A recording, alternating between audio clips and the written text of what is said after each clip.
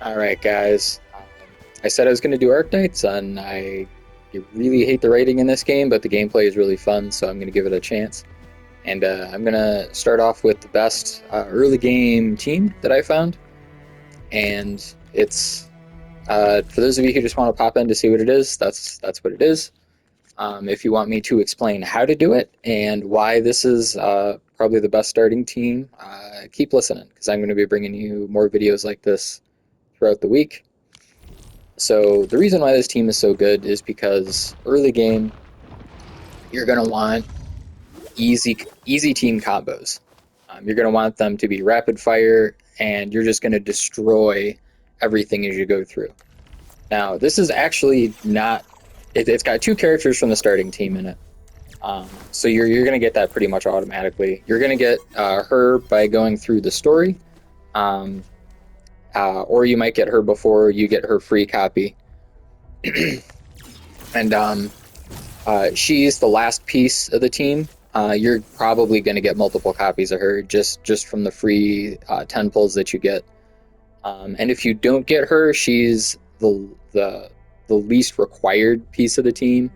But you definitely want to tack her on as soon as you can, since you pretty much need Perlica on your team for her to be good. You probably could do it with Antal, but he's not a great combatant. So the reason why this team works so well is because you're going to be looking at, now you can mouse over to these, you're going to be looking at the ranked, or not the rank, the third ability here. Now you're going to see on the top right of that box it says combo skill. You're going to be looking at the combo skills, and you're going to be doing this for every team you build. So her trigger is when the enemy becomes vulnerable. Now, when you use her battle skill, which is the one where you hit R1 and then whatever button she's assigned to, she performs lift, which even if you don't physically lift them up in the air, that is still a vulnerable condition. Vulnerable is a category of different physical ailments. So this would work with several other ones. Like if you did knockdown, that's considered a vulnerable. I think Bash is not. You can kind of look up here, or was it vulnerable can be lifted and knocked down. It's crush or breach that is not considered a vulnerability, because that breaks the vulnerability. So as long as it's not one of those two. But I main her because it's really easy to just run up battle skill, and then that's going to start my team combo. And there's actually two different ways to start the team combo based on what you want to do. So that's what makes this team so good. So it's gonna pop that. Now when you do that, it's gonna pop your main character's combo trigger, which is when another operator in the team deals damage with a combo skill. So you're immediately going to go regular skill, combo skill, and then it's going to pop his combo skill. Now his combo skill is going to freeze enemies because it applies the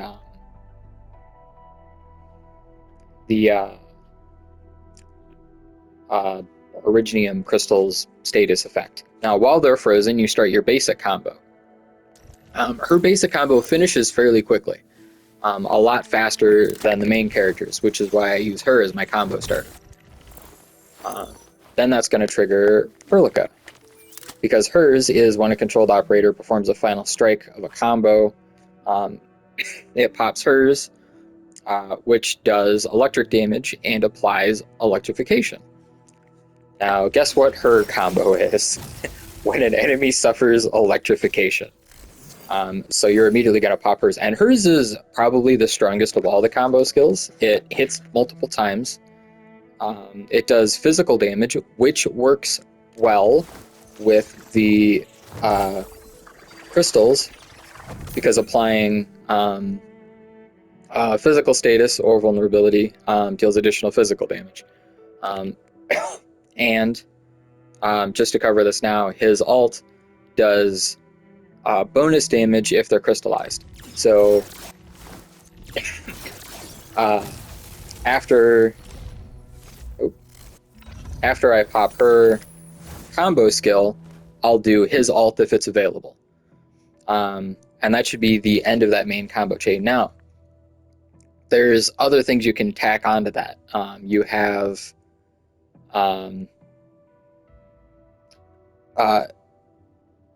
electric infliction is kind of weird.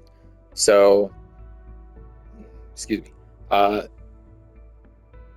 Basically, if you're modifying the team later, like when you start adding things on, like you might remove the main character, you might change your combo starter. Then you to something with a status effect, then you're going to have this electric infliction. So then you're going to start popping hers. You're probably not going to be doing that until you start getting 6-star characters. I have not gotten any yet. I don't know if I'm just unlucky or what, but I don't have any. But it doesn't matter. This team, even as a super free-to-play friendly team, has been working very well for me. So you're gonna be able to do that when you start changing this team up a little bit further down the road. Hers just does massive electric damage. You can pretty much do this whenever. It's not important to any of the other things you're doing. Just because it's got no status effect tacked onto it. I mean, electrification.